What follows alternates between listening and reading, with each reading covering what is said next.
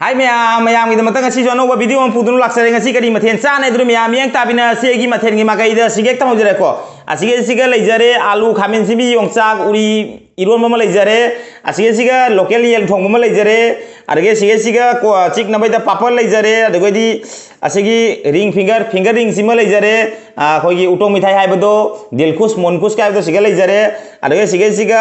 alu gi bora leijare अरे सिगे लेजरे को नबैदा तिलौ मना लेजरे दुगैदी मना ताबी कोबी लेजरे तिलौ लौजरे दुगैदी करी आइसे लेबु यावजरे नुंसिरबा ngasiदी यामुआना फंजिरकपा मसिंगा मुरोग यावजरे मसिंगा मुरोग अहुम मरी मलौजरे असिदी ngasiगी मथेनसे दुरी मयाम चाबा हुन बै तौजरगे चाबा हुदिङै सिगा इगी इसे मते मते लामदोचरंगे मयामदा मयामना इगी इसे मियें ताबिना सि लेट्स गो इगी इसे गी मगाइदा ngasiगी इगी इसे सेदी इचे सोनिया ना खंजिरकपनी इचे सोनिया गी मागी चैनल सु लेबनी सोनिया किचन नाइना लेबनी अदो इचे सोनिया दुना इगोंदा असिगी इसे सकपिरो वाइना इगोंदा खंजिरकपनी अदो ना इचे गी दमक्ता ngasiगी इसे सिमा इसे गी दमक्ता इना डिडिगे तरो सक्सरगे मयाम मियें ताबिना सि इगी इसे लेट्स गो इसे गी मगाइदा अइना पामजाबा यूट्यूब अइना चाकजाबा वानके अइना पामजाबा यूट्यूब अइना चाकजाबा वानके बिउ नंगिदमकनी अइना हिंगलीबा बिउ नंगिदमकनी अइना हिंगलीबा पुमनमक्तै अथोइबी अइगी वानके नुंसीबी पुमनमक्तै अथोइबी अइगी वानके नुंसीबी अइना पामजाबा यूट्यूब अइना चाकजाबा वानके बिउ नंगिदमकनी अइना हिंगलीबा बिउ नंगिदमकनी अइना हिंगलीबा पुमनमक्तै अथोइबी अइगी वानके नुंसीबी पुमनमक्तै अथोइबी अइगी वानके नुंसीबी अदोरी म्याम चाबा हौन बै तौजरगे लेट्स गो बेबी ब्लॉग की किटकिर याव तौजरगे अदो चाबा हौदिङै सिगा इचेगी चैनल दुबु सपोर्ट तौजरमगे इचे सोनिया की चैनल बु सपोर्ट तौजरमगे म्याम चकबिरगा मागी चैनल से फिरगा सपोर्ट तौबिनसी अमा नामबु चिंगतनसी याम फबा इचेनी मासु खोय यूट्यूबर मचा खोयदा माना जाम सपोर्ट तौजबनी मासु 1k लालबनी खोयदी 1k लाद्री को अदोय सु चाउथोकसदबनी यामना फबा इचेनी मा लाइव सु तौबनी ngaraङ हानैदा मागी लाइव तौ फंगनै वारी वताय सानै याम फबा इचेनी अदो मयामना मागी चैनल सिगा उचरमगे मागी चैनल से सोनिया किचन एंड चैनल हांगबनी दो डिस्क्रिप्शन दसु मागी लिंक हापचरमगे मयाम नुंसिबिदुनो इचेगी चैनल सिबु सपोर्ट तौबियु सब्सक्राइब तौदबा यावरगा सब्सक्राइब तौसनबियु अखोय मसेन अमन अमबु चिंगछि असे हायरगा चाबा हौनबै तजरगे लेट्स गो बेबी ब्लॉग की किटकिट याव तौजरगे नुमिनिनि वीडियो लेपुरेको अदो आइगी प्रॉब्लम अमा लेबनिना प्रॉब्लम दोइना हाइनिंगदना हाइदबा मयामदा अदुम मकुति हाम लाक्चरेको चाबा एकदम हौजरगे आइगी कैनोमा कमाय हाइदुना आइगी मरुप अमागी कैनोमा नाबा यावबा अदोना इना ना मनाका चलगा लैरुबा नोंगनिनी अदोना इना वीडियो सेंबा ngamdre मयामना वारौबिगनु ngasiदगी matang matam cha sana video hapchara mayam video hi jengani mayam video mistake oina yenghongdoba yawraga su mayamna warobigenu ai sung tapna jengakani ado mayamna iche sonia gi channel sibu mayamna manamabu support tobinasi subscribe tawdo mayam yawragna subscribe to sanbiu aduri mayam chaba no taroge ha mai jakom sei be blog ke khayada butlaung changal lage yaw ha mai jakom gara chaung do be blog mayada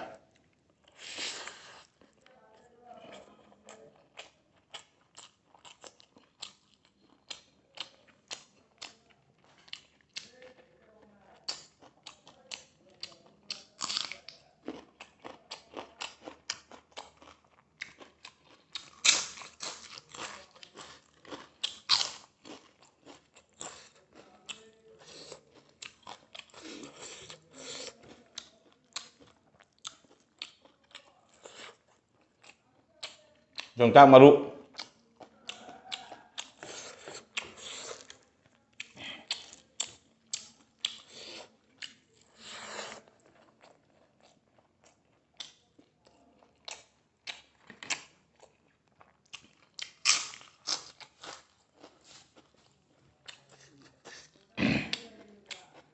jen matum lepis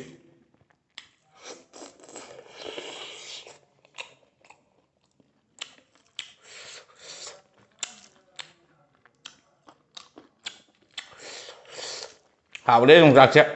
ꯍꯟꯗꯛꯀꯤ ꯑꯅꯧꯕ ꯌꯣꯡꯆꯥꯛꯅꯤꯅ ꯑꯔꯤꯕꯗꯣ ꯅꯠꯇꯦꯀꯣ ꯑꯅꯧꯕ ꯌꯣꯡꯆꯥꯛꯗꯨ ꯃꯔꯨ ꯆꯥꯕ ꯌꯣꯡꯆꯥꯛ ꯌꯣꯜꯂꯦ ꯁꯤꯒ ꯀꯗꯥꯏꯗ ꯄꯨꯔꯛꯑ ꯌꯣꯜꯂꯤꯅꯣꯗꯤ ꯈꯪꯗꯦꯕꯣ ꯃꯅꯤꯄꯨꯔꯗ ꯄꯨꯔꯛꯄ ꯃꯥꯜꯂꯤ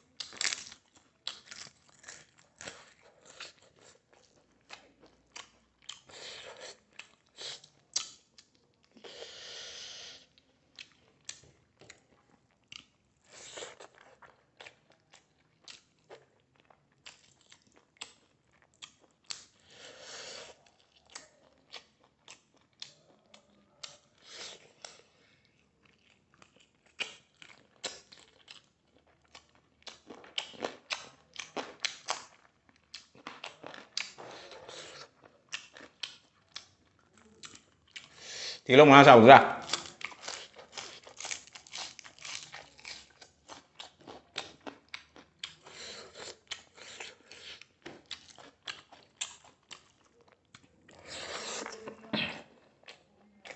Mula macam kadu.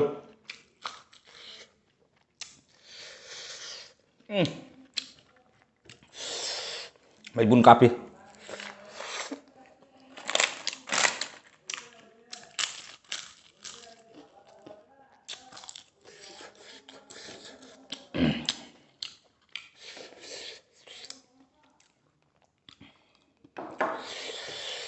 Jen mahi jam haptra ba. Kang atau masara gera.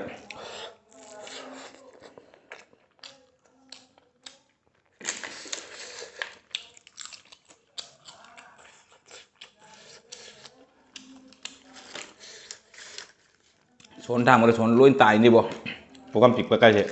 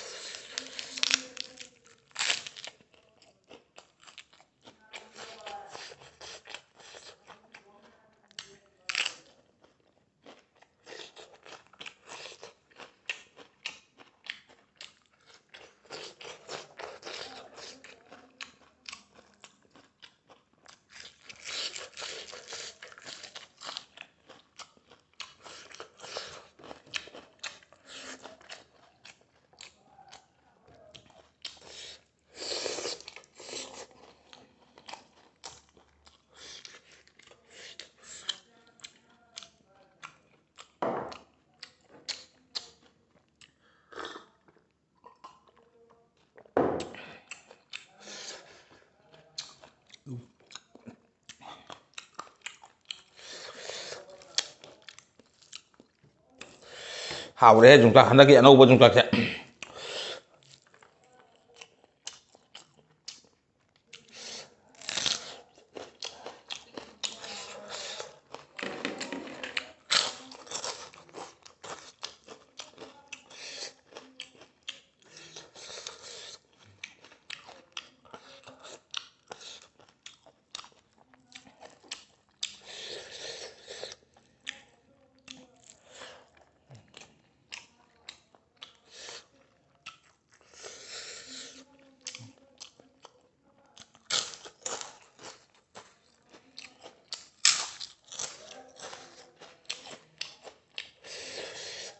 ꯌꯦꯟ ꯊꯣꯡꯕꯁꯨ ꯈꯔ ꯃꯣꯔꯣꯛ ꯁꯥꯔꯦ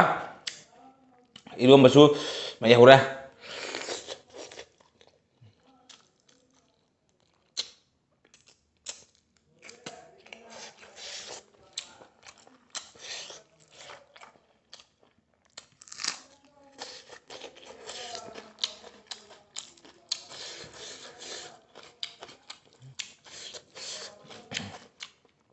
ꯑꯩꯅ ꯐꯅ ꯀꯨꯏꯅ ꯊꯤꯖꯤꯜꯂꯛꯄ ꯃꯣꯔꯣꯛꯅꯦꯕ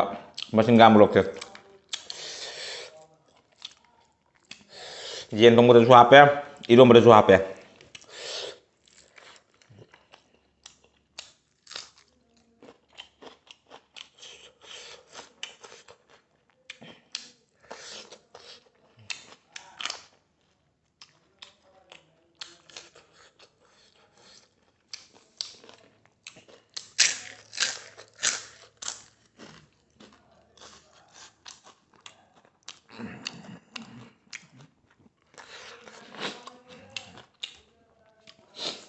ꯄꯤꯀ ꯇꯥꯔꯦꯕꯣ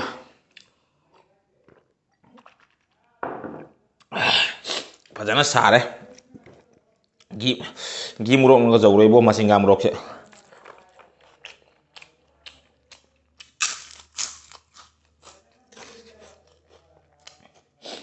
आलू बोला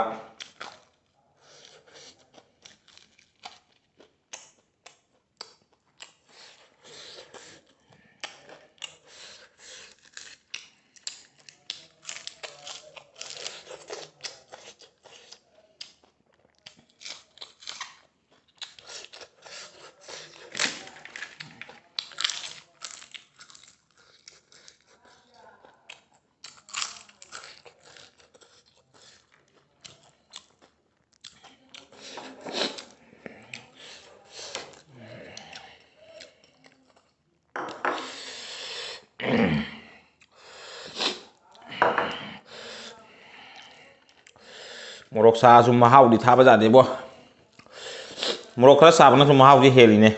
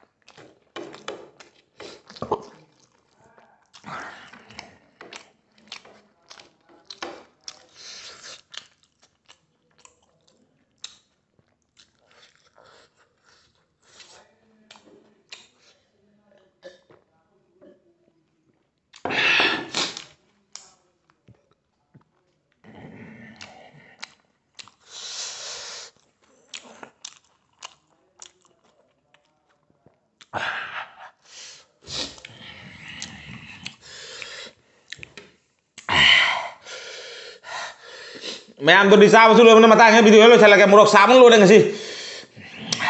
अक्तार मसिंगा मोरक मैम फंगे मसिंगा मोरक चापचल चाउरे मोरक मसिंगा सूम चिक्सलूरेना हौरे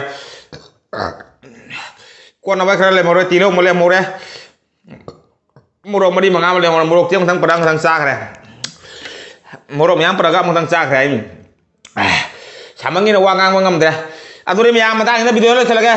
वीडियो जेंग नुंगाइरगदि लाइक शेयर कमेंट तौब काउबिगरो चैनल से नौ चांग पैसिना लेगन चैनल से सब्सक्राइब तौब मतमना बेल आइकन कतरंग लाउनी काउबिगनो दोरि सोमनि मनाक्ते एंगाइगे अनौबा वीडियो थांगा बोर्डिंग कतरंग लाउनी कने अदुगी दमता सब्सक्राइब तौब मतमना बेल आइकन कतरंग लाउनी काउबिगनो हाने जेंग लेजरिबा आइगी चैनल बु लोरे हाने जेंग लेजरिबा आइगी सिस्टर सिंह इसे सिंह ब्रदर सिंह हाइनिंगा लेन बेंगलों थागतरी दो मैम नुंसी बिदनो आइगी वीडियो से सर लाउना खरा शेयर तौबिरो असी यारगा मैम दे काने बगी आथांग लौजरगे ngasi gidi be blog chachara ge bye bye next video long phone asi ngasi morok sam lo re hebo bye bye